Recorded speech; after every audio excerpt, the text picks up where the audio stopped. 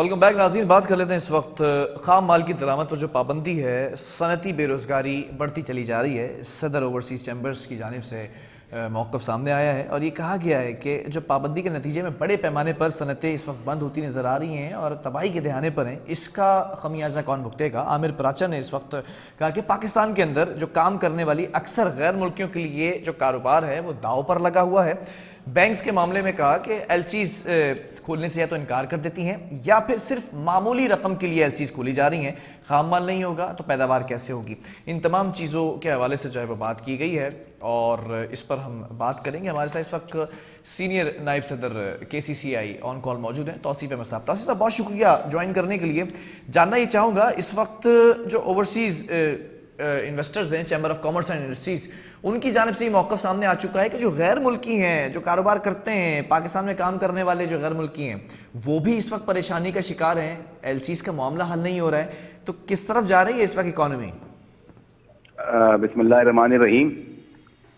बात यह है कि ये शुरू हुआ है काम नवंबर से ये काम शुरू हुआ कि नवंबर में जो लोगों ने इंपोर्ट पे गैर एलानिया पाबंदी लगाई गई, उसके बाद जो लोगों ने इंपोर्ट किए हुए थे, जो पोर्ट के ऊपर माल पड़े हुए थे, हजारों कंटेनर पोर्ट के ऊपर फंसे रहे 3 महीने तक, और जो डॉक्यूमेंट्स बैंक में आए हुए थे, TAD के डॉक्यूमेंट्स थे, कॉन्ट्रैक्ट के डॉक्यूमेंट्स थे, वो बैंकों ने रिटायर करने से रिफ्यूज कर दिया। ठीक है। उसके बाद लोगों को इतना डैमेज और डिटेंशन पड़ा कि बहुत से लोगों को जितने का माल था उसका 50% डैमेज और डिटेंशन पड़ गया, क्योंकि डिटेंशन $150 पर डे पे पड़ रहा होता है, जो डॉलर्स में पे करना होता है शिपिंग कंपनीज को। उसके बाद चैम्बर ने इंटरवीन किया और पहले भी चैम्बर बात करती रही, लेकिन खैर फिर स्टेट बैंक के गवर्नर को हमने दावत दी, KCCI पे वो आए, फिर हमने उनसे रिक्वेस्ट की, फिर वो इस बात पे आमादा हुए कि जो भी डॉक्यूमेंट्स हमारे पास पड़े हुए हैं वो अगर वो 180 डेज की डेफर्ड पेमेंट के ऊपर हम रिटायर करेंगे। अगर वहां से जो एक्सपोर्टर है हमारा वो मैसेज कर देता है स्विफ्ट मैसेज बैंक को कि आपको 181 डेज या 180 डेज उसको डेफर्ड पेमेंट पे अलाउ किया जाए, तो उसको उन्होंने एग्री किया कि हम इसको रिलीज कर देंगे। तो वो यही हुआ कि फिर उसके बाद 3 महीने तक कंटेनर फंसे रहे, डैमेज डिटेंशन पड़ता रहा।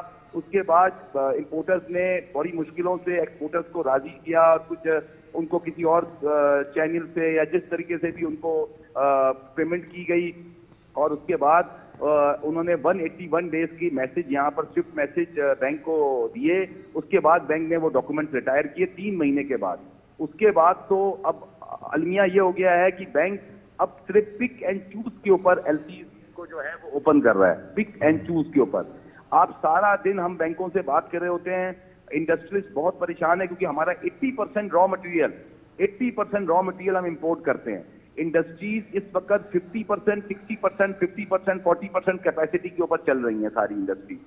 तो इससे एक मसला ये भी आ रहा है, जो मल्टी नेशनल कंपनीज हैं उनके बैरून मुल्क जो हेडक्वार्टर्स मौजूद है, वो भी चाहते हैं कि पाकिस्तान के अंदर तमाम प्रोग्राम फिल वक्त रोक दिए जाएं। ये भी एक बड़ा मसला है। जी। अब मल्टी नेशनल कंपनीज की भी एलसीज नहीं ओपन हो रही हैं। अच्छा, फिर इसकी वजह से डेफिनेटली वो अपना यहाँ से वाइंड अप करेंगी, वो तो बट नेचुरल। लोकल इंडस्ट्रीज का भी वही हाल है। अगर यही हाल रहा तो लोकल इंडस्ट्रीज भी वाइंड अप करेंगी। वो कैसे सर्वाइव करेंगे? आपको पता है इंडस्ट्री के जो ओवरहेड एक्सपेंसेस होते हैं वो मीट करना मुश्किल हो गया। अगर वो 40% कैपेसिटी के ऊपर एक इंडस्ट्री चलेगी तो वो कैसे मीट करेगी? और बैंक का अलमिया यह है कि बैंक पिक एंड चूज कर रहा है, पिक एंड चूज के ऊपर एलसीज खोली जा रही हैं। और अगर एक इंडस्ट्री को सपोज है उसको 100 रुपए का माल चाहिए तो उसकी 40 रुपए की एलसी खोल देते हैं, 30 रुपए की खोल देते हैं। वो भी 15-15 दिन अप्रूवल्स में लग जाते हैं। 15-15 दिन अप्रूवल्स में बैंकों के पीछे लगे रहो, 15-15 दिन अप्रूवल में ले रहे हैं। तो इस वक्त बहुत ही बुरा हाल है। बैंक्स इस वक्त समझ लें कि सुनने को तैयार नहीं है कोई भी। स्टेट बैंक ने बैंक्स को एम्पावर्ड कर दिया है फ्रॉम 1 जनवरी कि आप अपने हिसाब से, उन्होंने एक लिस्ट दे दी एसेंशियल, नॉन एसेंशियल, वो जिसको समझते हैं फिर उसके हिसाब से वो एलसीज ओपन कर रहे हैं। तो इस वक्त इससे 2 नुकसान है। एक तो आपकी अनएम्प्लॉयमेंट अब क्रिएट हो रही है, वो एक नुकसान। दूसरा, अब अनडॉक्यूमेंटेड इकॉनमी, पैरेलल इकॉनमी आपकी क्रिएट हो रही है। अच्छा, आपने एम्प्लॉयमेंट की बात की ना, जरा अनएम्प्लॉयमेंट की भी बात कर लेते हैं। अगर साल 2022 और 23 की बात करें तो बेरोजगार अफराद की तादाद 20 लाख से बढ़कर 80 लाख तक जाने का खदशा, और पहली दफा 10% से यानी कि 10% से ज्यादा ये तजावुज करेगी बेरोजगारी भी। बिल्कुल, आज जो वर्ल्ड बैंक की रिपोर्ट आई है उसमें वर्ल्ड बैंक ने जो अनएम्प्लॉयमेंट की जो उसके अपना जो प्रिडिक्शन की है वो 6.8% या 7% के करीब की है। मतलब फिर करने क्या जा रहे हैं? अब तो आईसीसीआई ने भी जो है वो घुटने टेक दिए हैं। वो कह रहे हैं कि हमारे जो अराकीन हैं उनके पास इस वक्त सलाहियत नहीं है काम करने की, क्योंकि वैसे ही एलसीज का इशू है, फिर मल्टीनेशनल कंपनीज प्रेशराइज कर रही हैं, फिर हम कैसे काम करेंगे? तो क्या एक प्लेटफॉर्म पर बैठ रहे हैं केसीसीआई, एफपीसीसीआई, ओसीसीआई? देखिए, केसीसीआई एफपीसीसीआई हो, सबका एक ही मुतालबा है, एक ही मुतालबा है। हम तो ये कहते हैं पहले एक प्लेटफॉर्म के ऊपर ये जो हमारी हुकूमत है वो भी बैठे। अभी इस वक्त इतनी मुल्क के अंदर एक तो पॉलिटिकल अनसर्टेनिटी ने भी हमें बहुत परेशान किया हुआ है, एक तो इकोनॉमिक अनसर्टेनिटी है वो एक अलग है, और उसके ऊपर से पॉलिटिकल अनसर्टेनिटी है। तो हमारी सबसे पहले तो मैं रिक्वेस्ट करूंगा, ये जो अपनी हमारी हुकूमत है, जो हमारी अपोजिशन है, सब अभी एक पेज के ऊपर बैठे, एक टेबल के ऊपर बैठे और मुल्क को इस बहरान से निकालें। और इंशाअल्लाह ताला, मुझे अल्लाह की तज़ाद से उम्मीद है, अगर हम सब एक टेबल पे बैठ जाएं, इंशाअल्लाह ताला बिजनेस कम्युनिटी को हर फैसले में ऑन बोर्ड लें। मगर ऐसा नहीं हो रहा, बिजनेस कम्युनिटी को ऑन बोर्ड नहीं लिया जा रहा। अभी इन्होंने एक्सपोर्टर्स, जो हमारी लाइफ लाइन है, इन्होंने उसकी जो बिजली की जो टैरिफ था वो 19 रुपए 99 पैसे, जो कि इन्होंने ईसीसी की मीटिंग में जून तक इन्होंने फिक्स किया हुआ था, वो इन्होंने विड्रॉ कर लिया फ्रॉम 1 मार्च। अब आप बताएं कि इस वक्त पहले ही इतने मसाइल हैं कि एलसीज नहीं खुलनी। अच्छा, एक और अलमिया भी अभी पैदा हो गया है, क्योंकि इन्होंने जो पेमेंट नहीं की एक्सपोर्टर्स की, बाहर आपके जो एक्सपोर्टर्स हैं जो आपको यहाँ वहां से माल शिप कर रहे हैं, उनकी पेमेंट डिले की गई बहुत, 2-3 महीने।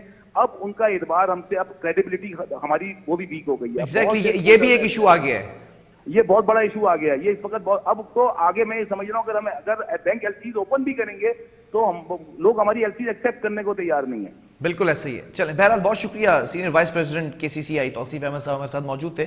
अब देखना यह है कि जो सदर ओवरसीज चैम्बर्स ने कहा है कि इस वक्त जो गैर मुल्की कंपनीज़ हैं, जो खास तौर पर मल्टीनेशनल कंपनीज़ हैं, वो भी यहाँ पर अपने हेड ऑफिस बंद करना चाह रही हैं, तो किस तरह से चीज़ों को टेकअप किया जाएगा, आगे बढ़ेंगे और फिर आपको कुछ बताते हैं कि आला सानवी तालीमी बोर्ड ने इम्तिहानात के लिए ई मार्किंग को अपनाने की तैयारी शुरू कर दी है। मामला क्या है जान लेते हैं। हमारे इस वक्त रिपोर्टर ऑन कॉल मौजूद है मुजम्मिल फिरोजी। मुजम्मिल, ये मामला क्या है? ई मार्किंग की तैयारी शुरू कर दी गई है?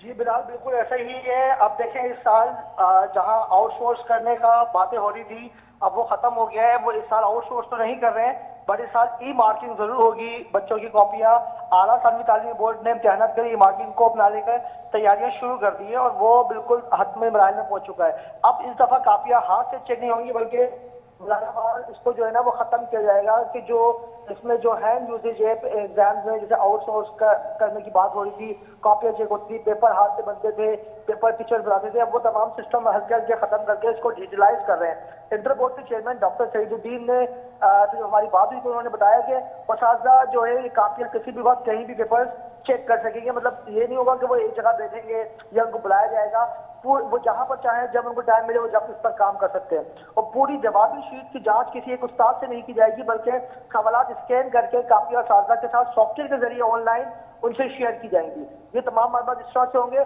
और इसमें बिल्कुल शफाफियत को बहुत ज्यादा मलूज़ खातिर रखा जाएगा और इसमें लोगों के तहफ़्फ़ुज़ात हैं वो भी खत्म हो जाएंगे। अब पहले जो अगले साल अगर ऑनलाइन मार्किंग की जो जिला मुताबिक कराया गया था, उसमें इस साल पायलट प्रोजेक्ट लेकर आए, वो अगर तजुर्बा कामयाब हुआ था, उनका कहना था कि इसको मुकम्मल डिजिटलाइज कर दिया जाएगा और ई मार्किंग की पेपर चेकिंग का मतलब शफाफियत बरकरार रहेगी और फिजिकल चेकिंग से ज्यादा काबिल एतमाद और दुरुस्त होंगे। जी अच्छा, ठीक है, ये भी बताइएगा कि 9वीं और 10वीं जमात के जो सालाना इम्तिहानात का आगाज़ है वो कब से हो रहा है? स्केड्यूल जारी कर दिया गया है क्या? जी बिलाल, बिल्कुल। देखें, यह जो हमने आपको बताया था कि बहुत ज़्यादा भाव पाया जा रहा था, क्योंकि जो मैट्रिक के इम्तिहानात को भी आउटसोर्स करने के मामला थे और फिर वो आपने देखा कि वो सिप्ला और एप्सा ने बहुत ज़्यादा एहतजाज किए, अपने तहफ़्फ़ुज़ात रिकॉर्ड करवाए। तो अब जो चेयरमैन मैट्रिक बोर्ड ने कहा है कि इस साल तो इम्तिहानात आउटसोर्स करवाना मुमकिन नहीं है और इसीलिए इम्तिहानात का ऐलान कर दिया गया। 8 मई से जो इम्तिहानात शुरू होंगे वो 31 मई को इख्तिताम पजीर होंगे और जो सातवीं तालीमी बोर्ड में जो सूबाई महकमे तालीम की स्टेयरिंग कमेटी है उसकी जानिब से आज ऐलान किया गया है और जारी करदा शेड्यूल के मुताबिक सुबह की शिफ्ट में साइंस ग्रुप के जबकि दोपहर की शिफ्ट में जनरल ग्रुप के इम्तहान दिए जाएंगे। इस हवाले से चेयरमैन सैयद शराफ अली शाह ने जो हमारी बात हुई उन्होंने बताया कि तलबा और तलबात के जो ऑनलाइन एडमिट कार्ड भी जल्द तमाम स्कूलों को जारी कर दिए जाएंगे, जबकि प्राइवेट तलबा और तलबात के एडमिट कार्ड उनकी रिहायशी जो पते उन्होंने रिक्वायर्ड है फॉर्म में भरे थे उस पर उनको असाल कर दिए जाएंगे। तो ये इम्तहान का सिलसिला जो है वो 8 मई से शुरू होगा और 31 मई को इख्तिताम पजीर होगा। ठीक है, बहुत शुक्रिया मुज़म्मिल इस हवाले से हमें अपडेट करने के लिए। नाज़रीन, एक वक्फे की तरफ जाएंगे, उसके बाद बात करेंगे कराची के अंदर बैक वक्त 3 फैक्ट्रीज के अंदर आग लगी, क्या उन पर काबू पा लिया गया या नहीं।